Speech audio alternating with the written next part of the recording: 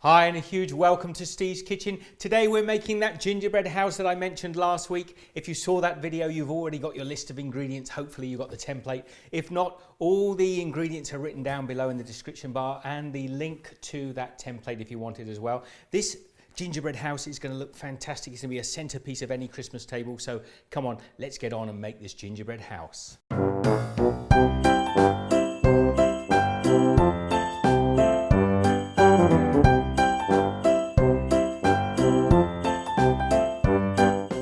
So let's get ahead and make the gingerbread dough to start with. I'm going to do this by hand because it really is very easy. Now I do have a recipe on my site if you want to do it with a stand mixer, but this is so simple. I've got 200 grams, that's about a cup of soft butter. Now you do want that butter to be nice and soft like that.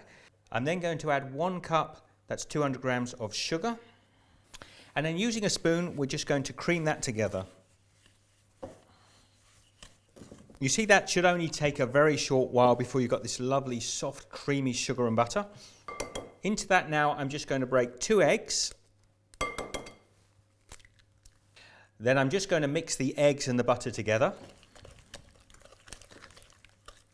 Now don't worry if it looks like it's separating at this point, the flour will bring that all together.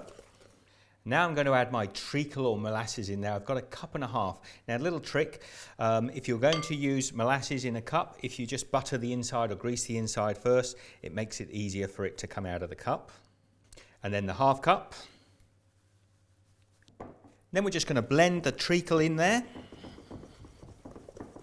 So now we've got this wonderful rich batter and we can start to add our dry ingredients. So I've got 6 cups, that's 800 grams of all-purpose flour, and I'm going to sift it in over the top of our batter. And with the last of the flour, I'm going to add our 4 teaspoons of ginger, our 2 teaspoons of cinnamon, half a teaspoon of grated nutmeg, and half a teaspoon of ground cloves. This is going to add a lovely spicy flavour to our gingerbread house. And then I'm putting 1 teaspoon of baking powder in there as well. And we just continue to sift that in to our batter. Now the smell coming off there now, all those spices, we're going to mix that through now until we've got a fairly thick dough. Now when our dough has started to bind together like that, I'm going to take this out of the bowl. I'm going to put a little flour down on the surface. So we're just going to scoop our gingerbread out onto the work counter. So I've just put a little bit of flour on my hands as well, and now we're just going to knead the gingerbread dough a little bit until we get a nice smooth dough. So I'm looking for this really wonderful soft and silky gingerbread dough. Now I'm going to pop that now into another little bowl, and we're going to put that in the fridge. That needs to chill down for a good few hours until it's firm. So we've got 3 hours to kill now, so what are we going to do? Well, I tell you what, get across to my channel, check out those espresso truffles that I made. I'm going to have one of those now with a beautiful cappuccino, and I'll see you, press the pause button, I'll see you back here in a few hours' time. Welcome back if you're following along with the video, and if you're not, what the hell's he talking about? Come on down here and I'll show you what happens next. And whilst the gingerbread was chilling, I've taken time to cut the templates out, which you can download from Steve's Kitchen. I'll leave the links down below. Now I've laid out some baking paper here, and I'm also going to put a reasonably healthy amount of flour on that. And I've divided up my now chilled dough into 2 pieces, just to make it easier to work with. And I'm just squaring it up a little bit. Then I'm going to take a rolling pin, a little bit of flour on that as well to stop it sticking. And I'm going to be rolling out the gingerbread. And the advantage of having it on the paper is you can turn it as you roll it quite easily. So occasionally just stop and just square up the edges.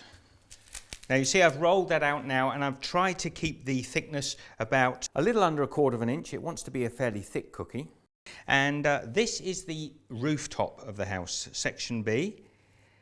And I need to get 2 of these out of this 1 piece of cookie dough. So we lay that template out there now, and I get a nice sharp knife, and I'll just follow along the lines of the cookie dough. Now I'm using a big knife here, you might prefer to use a small knife. And then when you've cut that away, you can just pull the template off, pull away the little extra bits, and that just needs a little more cutting through there. The advantage of doing this on the baking paper means that we can easily transfer this now onto our baking tray and into the oven. But what I'm going to do first, after I've cut these out, is chill them back down again so they get nice and firm, because then when they go into the oven, they won't spread so much. Okay, because now if I'm careful, I can lift these two up together, and then I can place them down on a flat cookie tray. And now that is going to go into the fridge. We're going to chill that down. I want that dough nice and firm again before we pop it into our oven. Our oven's going to be preheated to 180 degrees Celsius, that's 350 Fahrenheit, and we're just going to cook these for a very short time, 8 to 10 minutes, and we're going to watch them, make sure that they don't go too dark. Now I've taken the second piece of cookie dough, the chilled cookie dough, and I'm just going to take the front end of the house now. And don't forget, for the back end, you probably don't want a door unless you want a door on both ends of the house. And now I'm just going to take a knife and just cut the front side of the house out. Now if you use a nice sharp knife, you can just sort of trim around the door. And the same of course for the windows, just use an upright knife and cut out the circle if you want a circular window, that is. And there's the front and the back of the gingerbread house, again going to chill in the fridge before we bake it. And don't forget with the template, when you're doing the side of the house, we just take that roof section and cut the little chevron bit off the top and bottom. And then you have section C, which you just want to cut the windows out of. Now there are my roof sections, lovely and chilled down, and they're going to go in that oven, as I say, 180 degrees Celsius, 350 Fahrenheit, for about 10 minutes. I'm just going to keep an eye on them, make sure they don't go too brown. And there is my gingerbread house sections all ready and cooling down on a rack. Now we're going to leave those overnight.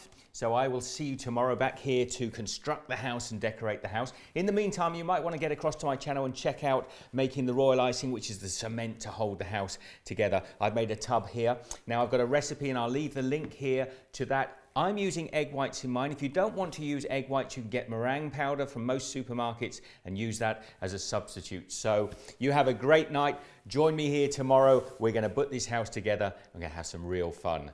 Be good. I'll see you then. Right everybody, I hope you've enjoyed today. I hope you've got involved and you've made your own gingerbread house. I'm going to leave some links here to some other videos. As always, I'd love it if you subscribe, share the love, give this one the thumbs up, and I'll see you in the next video. Take care.